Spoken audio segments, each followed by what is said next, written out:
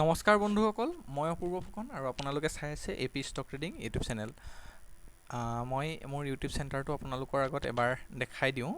বহুত কেইদিনৰ পৰাই আমি এইকেইদিন কণ্টিনিউ ভিডিঅ' দি আছোঁ, ডেইলি এনালিচিছৰ ভিডিঅ', লগতে এটা মই ছুইং ট্ৰেডিঙৰ ভিডিঅ' আপোনালোকৰ আগত এটা দি আছোঁ।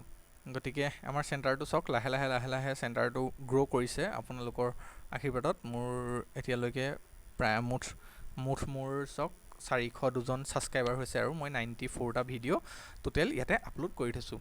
ইয়াতে আপোনালোকে সকলোখিনি ভিডিঅ' ইয়াতে আপোনালোকে গৈ আগৰ ভিডিঅ'বোৰ চাব পাৰিব। যোৱাকালি ভিডিঅ'টো চাব পাৰিব আপোনালোকে, মানে যোৱাকালি এনালাইচিছটো, আজি যিটো এনালাইচিছ দিম সেইখিনিও আপোনালোকে ইয়াতে এই চেনেলটোতে পাই থাকিব। আৰু লগতে আমি টেলিগ্ৰামত, মই কৈছোঁৱে যে টেলিগ্ৰামত আমি সকলোখিনি বস্তু টাইম টু টাইম আপডেট কৰি থাকোঁ। চাওক, মোৰ টেলিগ্ৰাম চেনেলটো আছে এপি ষ্টক ট্ৰেডিং বুলি।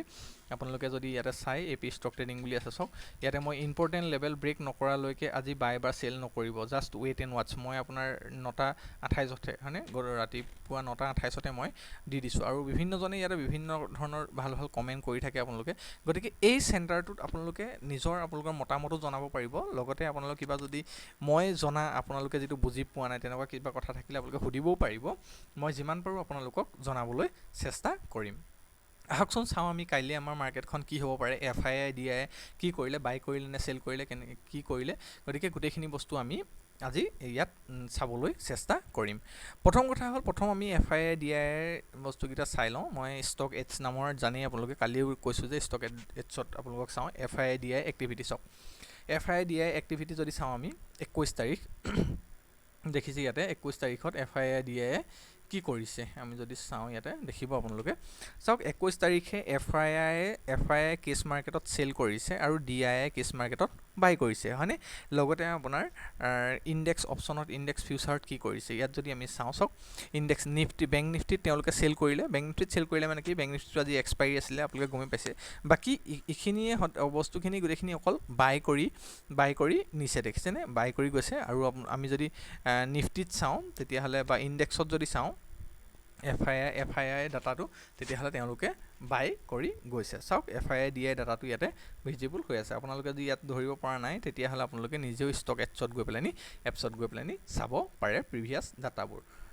ঠিক আছে, ইয়াৰ লগতে আমি গ্ল'বেল মাৰ্কেটখন এবাৰ চাই লওঁ। গ্ল'বেল ইণ্ডাইচেছখিনি কি হৈ আছে, গ্ল'বেল ইণ্ডাইচেছখিনি আমি এবাৰ চাবলৈ চেষ্টা কৰিম।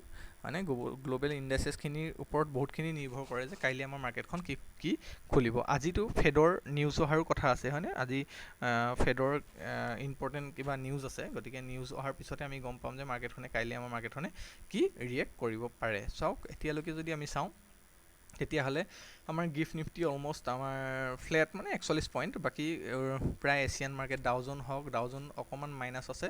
বাকীখিনি নেছডেক হওক, S&P 500, কাক, এইখিনি গোটেইখিনি গ্ৰীণত আছে। গতিকে আমি ভাবিব পাৰোঁ যে কাইলৈ আমাৰ মাৰ্কেটখন ফ্লেট টু পজিটিভ অপেনিং হোৱাৰ সম্ভাৱনা আছে। আৰু এতিয়া মই আপোনালোকক কাইলৈৰ কাৰণে নিফটি আৰু বেংক নিফটিত আমি কেনেকৈ প্লেনিং কৰিব পাৰিম, মানে কাইলৈ হৈ গ'ল আমাৰ নিফটিৰ এক্সপাইৰী আছে। গতিকে কাইলৈ নিফটিত আমি কি ধৰণে প্লেন কৰিব পাৰিম, কি ধৰণে আমি প্লেন কৰি নিফটিত কাইলৈ ট্ৰেড ল'ব পাৰিম, সেইখিনি বস্তু আমি আপোনালোকৰ লগত এতিয়া এই ভিডিঅ'টোৰ জৰিয়তে আমি আলোচনা কৰিম। ঠিক আছে, প্ৰথম কথা হ'ল, আমি যদি ডেইলি কেণ্ডেলত যদি নিফটিখন চাওঁ, এক ছেকেণ্ড, মই কেইটামান ছুইং ট্ৰেডিঙৰ কাৰণে ষ্টকছ বাছনি কৰি থৈছোঁ। মই ষ্টকছকেইটা আপোনালোকক ইয়াতে দি দিম বাৰু। প্ৰথমতে আমি নিফটি আৰু বেংক নিফটিৰ ভিউকেইটা চাই লওঁ।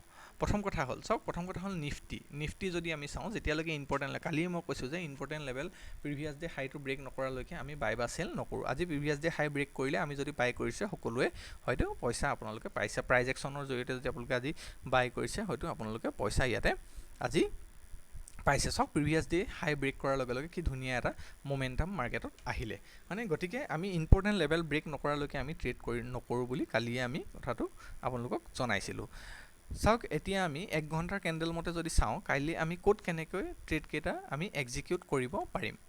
প্ৰথম কথা হ'ল, আমি নেটটো অকণমান লেজি হৈছে। চাওক 1 ঘণ্টাৰ কেণ্ডেলৰ মতে যদি চাওঁ, আমি নিফটি এতিয়া এটা যিটো ছাপৰ্ট এৰিয়া আছে, ৰেজিষ্টেঞ্চ এৰিয়া আছিলে, সম্পূৰ্ণ এটা ৰেজিষ্টেঞ্চ এৰিয়াত নিফটি এতিয়া আছে। ৰেজিষ্টেঞ্চ এৰিয়া পাইছে নিফটি।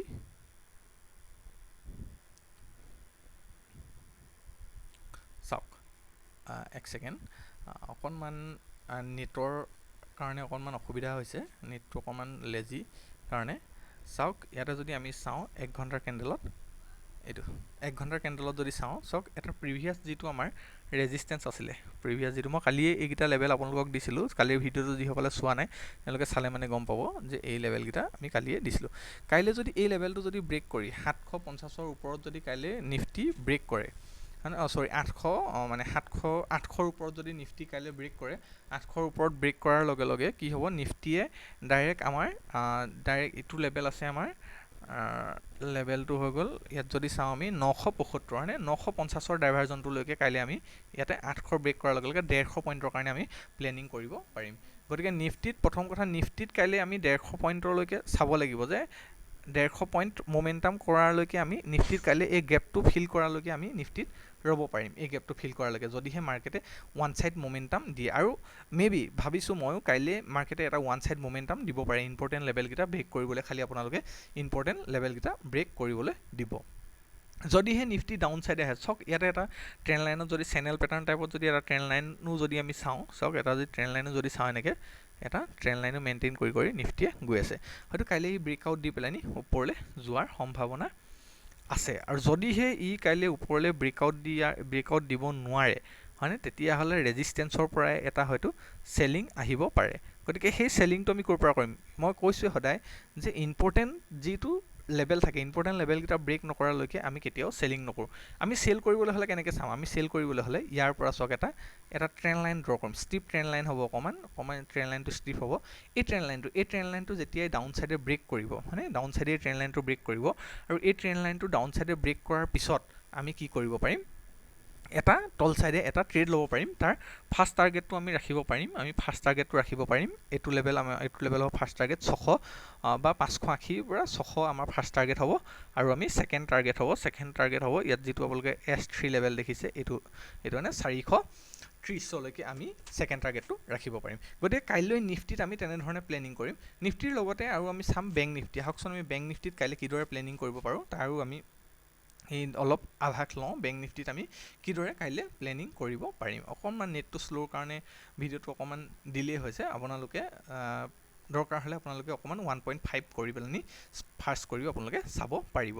ঠিক আছে, প্ৰথম কথা হ'ল আমি যদি বেংক নিফটিত যদি চাওক বেংক নিফটিত যদি চাওঁ ডেইলি কেণ্ডেলত, মই কালিয়ে কৈছোঁ যে বেংক নিফটিত ইমানেই বেছি মাৰ্কেট ভলেটাইল, চাওক ইমান বেছি ভলেটাইল মাৰ্কেটত মোৰো এটা সময়ত বহুতেই বেছি পইচা আপোনাৰ মানে বহুত কেইটকা পইচা প্ৰফিট দেখাই আছিলে, কিন্তু প্ৰফিট দেখাই থাকিলেও আমি একচুৱেলি যিহেতু আমি চাইক'লজিকেলি অকণমান হেৰি হৈ যাওঁ ন, গতিকে মই গোটেইখিনি প্ৰফিট সম্পূৰ্ণৰূপে বুক কৰিব নোৱাৰিলোঁ। এই যিডাল কেণ্ডেল যে দেখিছে আপচাইডে, এই কেণ্ডেলডালে মোৰ অকণমান মানে ট্ৰেইল এছএলটো হিট কৰিছিলে ফাৰ্ষ্ট অৱস্থা, পিছত আকৌ আমি লছটো ৰিকভাৰ কৰিবলৈ সক্ষম হৈছোঁ।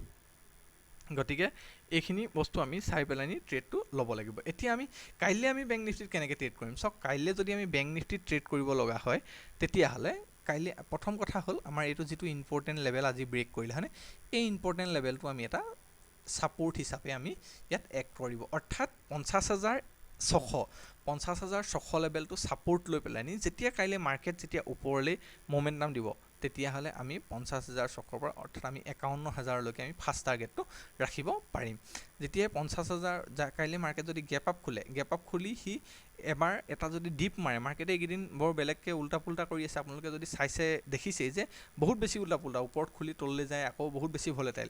গতিকে কাইলৈ যেনিবা ওপৰতে ইয়াত খুলি পেলাই যেতিয়াই 50,600ত এটা ছাপৰ্ট ল'ব, 50,600ত যদি আমি হামাৰ টাইপ বা এডাল যদি আমি বুলিছ টাইপৰ কেণ্ডেল দেখোঁ, এংগলফিন টাইপৰ কেণ্ডেল দেখোঁ, ইয়াত আমি বাই কৰি পেলাই আমি এটা ডাঙৰ টাৰ্গেটৰ কাৰণে আমি এক্সপেক্ট কৰিব পাৰিম, বা আমি এটা ডাঙৰ টাৰ্গেটৰ কাৰণে কাইলৈ আমি প্লেনিং কৰিব পাৰিম।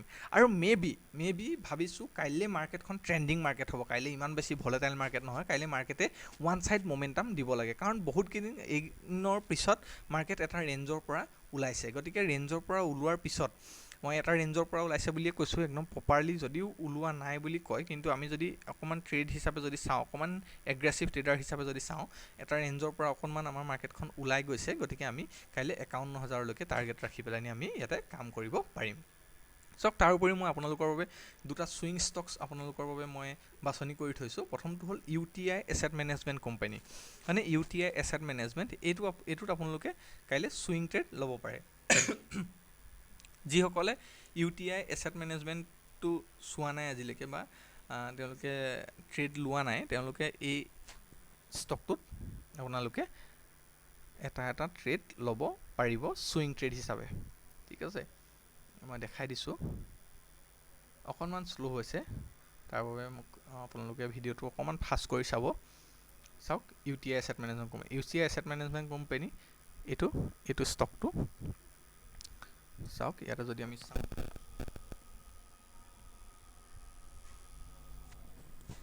এইটো হৈ গ'ল ষ্টকটো।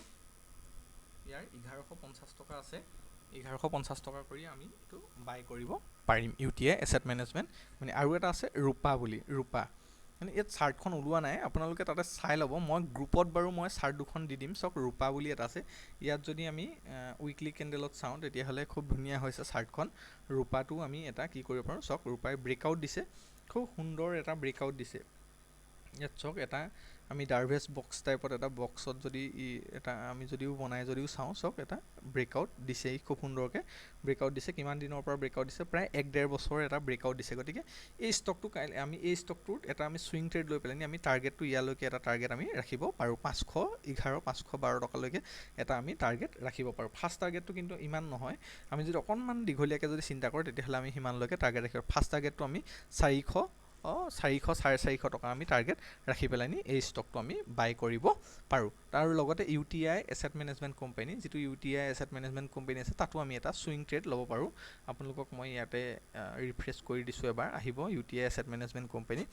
গতিকে এই ষ্টকবোৰত আমি যিকেইটা মই চুইঙৰ কাৰণে ষ্টক দিছোঁ, খুব ইম্পৰ্টেণ্ট ষ্টকছ, আপোনালোকে চাব, খুব ভাল প্ৰফিট পাব বুলি মই ভাবিছোঁ। কাৰণ চুইংটো বেষ্ট। যিসকলে আপোনালোকে চৰকাৰী কাম কৰে বা কিবা আপোনালোকে বেলেগ কাম কৰে, গতিকে তেওঁলোকৰ কাৰণে আমি যিসকলে মাৰ্কেটখন অনবৰতে চাই থাকিব নোৱাৰে, তেওঁলোকৰ কাৰণে আমি এই চুইঙৰ ষ্টক দিয়া হয়। গতিকে চুইঙৰ ষ্টক এটা লৈ আপোনালোকে ধুনীয়াকৈ কাম কৰিব পাৰি। ৰাউণ্ডিং বটম টাইপত এটা পেটাৰ্ণো বনিছে। যদি আপোনালোকে পেটাৰ্ণৰ বিষয়ে অকণমান জানে, চাওক, এটা ৰাউণ্ডিং বটম টাইপত এটা পেটাৰ্ণ বনিছে। গতিকে এই পেটাৰ্ণটো যেতিয়া ব্ৰেকআউট দিব, ই এটা খুব সুন্দৰ এনেকুৱা এটা মমেণ্টাম দিব। গতিকে ষ্টকটো অলপ যদি আমি আগতীয়াকৈ ল'ব পাৰোঁ। এতিয়া আমি কিহৰ কাৰণে এইডোখৰ ল'ব দিছোঁ, চাওক, এইটো যে এটা ট্ৰেণ্ড লাইন ব্ৰেক কৰে, এটা ট্ৰেণ্ড লাইন ব্ৰেক কৰিছে, উইথ ভলিউম আছে, RSI টো ষ্ট্ৰেংথ আছে ষ্টকটোত। গতিকে এই ষ্টকটো আপোনালোকে বাই কৰিব পাৰে নিশ্চিন্ত, মানে ষ্টকটো বাই কৰি পেলাই ফাণ্ডামেণ্টেলি ইমান বেয়া নহয় ষ্টকটো। গতিকে ষ্টকটো আপোনালোকে চুইং বুলি নহয়, লং টাৰ্মৰ কাৰণে ষ্টকটো হোল্ড কৰিব পাৰে। আহকচোন, জনাব আপোনালোকে কেনেকুৱা পালে ভিডিঅ'টো। আপোনালোকে ভিডিঅ' চাইছে বহুতকেইজনে, মই দেখিছোঁ, কিন্তু তাতে কোনো ধৰণৰ কমেণ্ট দিয়া নাই। আপোনালোকে এটা কমেণ্ট দি দিব, যাতে মই ভিডিঅ' বনাবলৈ মটিভেট হ'ব পাৰোঁ। আৰু আপোনালোকৰ বন্ধুবৰ্গৰ লগত মোৰ এই ভিডিঅ'টো শ্বেয়াৰ কৰি দিব, লগতে চেনেলটো ছাবস্ক্ৰাইব কৰি দিবলৈ যেন নেপাহৰে। ধন্যবাদ। জয় আই অসম।